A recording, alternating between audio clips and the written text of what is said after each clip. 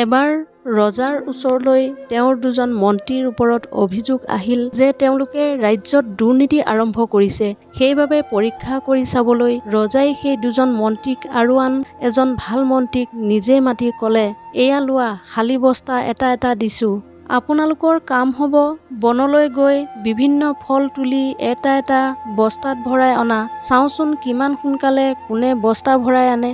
তিনিওজন গ'ল বনলৈ। ভাল মন্ত্ৰীগৰাকীয়ে ভাবিলে, বনৰ পৰা ভাল ফল মূল বুটলি বস্তাত ভৰাই দিওঁ, ৰজাই নিশ্চয় ভাল পাব। দ্বিতীয় গৰাকী মন্ত্ৰীয়ে ভাবিছিল, ৰজাই সকলো ফলটো নেদেখে, সেইবাবে তলত পচা ফলেৰে বস্তা ভৰাওঁ আৰু ওপৰত অলপ ভাল ফলেৰে বস্তাটো ভৰাই দিওঁ। তৃতীয়জন মন্ত্ৰীয়ে ভাবিলে, ৰজাই বস্তাবোৰ ক'ত খুলিব, বস্তা ভৰ্তি হৈছেনে সেইটোহে চাব। সেইবাবে শুকান পাত, ঘাঁহ, কাঠ আদি ভৰ্তি কৰি ওপৰতে কেইটামান ফল দি এক বস্তা কৰি লৈ আনিলে। ৰজাৰ দৰবাৰত তিনিওজন মন্ত্ৰী উপস্থিত হ'ল। সকলোৱে বস্তা ভৰ্তি দেখি ৰজা আনন্দিত হ'ল। ৰজাই বস্তা এটাও খুলিবলৈ কোৱা নাই। তৃতীয়জন মন্ত্ৰীয়ে নিজৰ বুদ্ধিৰ কথা ভাবি নিজকে বুদ্ধিমান বুলি ভাবিবলৈ আৰম্ভ কৰিলে।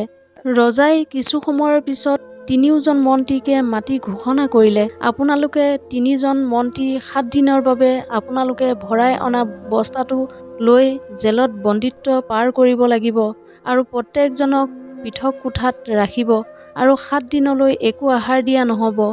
আপোনালোকে অনা ফল খাই জীয়াই থাকিব লাগিব আৰু তিনিওজনক জেললৈ প্ৰেৰণ কৰা হ'ল।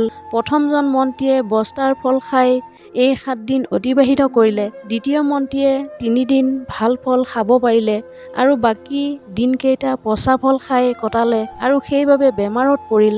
তৃতীয়জন মন্ত্ৰীয়ে বস্তাত ফল একেবাৰে অনা নাছিল। এটা দিন খাবলৈ হ'ল আৰু দ্বিতীয় দিনাৰ পৰা একো খাবলৈ নাপাই জেলতে মৃত্যুমুখত পৰিল। এই কাহিনীটোৰ পৰা আমি এটা কথা বুজি পালোঁ, আনক ঠগি নিজকে বুদ্ধিয়ক বুলি ভাবিছে যদি একেবাৰে ভুল ভাবিছে। আচলতে আপুনি আনক ঠগি থকা নাই, নিজক ঠগি আছে।